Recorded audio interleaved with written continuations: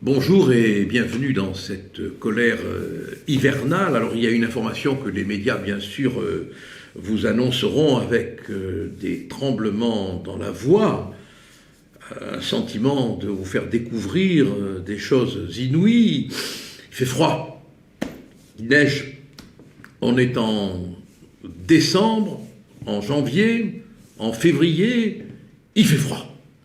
En revanche, vous entendrez peu parler de la colère des agriculteurs qui, du reste, malgré le froid qu'ils connaissent bien, eux, travaillent pour nous nourrir.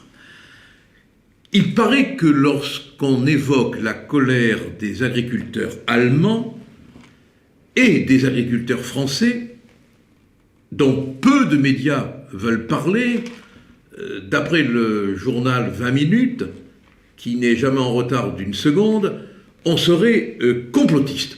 Voilà, ça serait, paraît-il, l'activité principale des complotistes que de parler de la révolte des agriculteurs allemands et des agriculteurs français. Alors, les agriculteurs, ils sont en colère un peu partout en Europe, en Hongrie, aux Pays-Bas, en Pologne, en France et en Allemagne.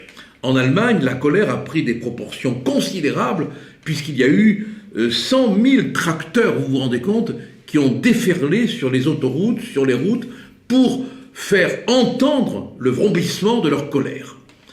C'est unique, et ça se répand en France, en Pologne, dans les Pays-Bas, en Hongrie. Mais en France, on ne veut pas en parler. Il y a une espèce de silence des médias, à l'exception de quelques médias comme CNews, TV Liberté, qui est impressionnant. Et les gens se révoltent. Ils disent, bon, c'est bien beau la querelle sur l'héritage d'Alain Delon, ou le débat sur les comportements de Depardieu, mais on pourrait quand même parler de la colère fondamentale des gens qui nous font vivre, des gens qui nous nourrissent, des gens qui défendent la souveraineté alimentaire et qui sont en train de crever. Nos paysans crèvent de difficultés, de charges, d'accablement. Le monde de l'agriculture est en train de mourir dans l'indifférence générale. Et ça mérite plus qu'une colère, ça mérite une indignation.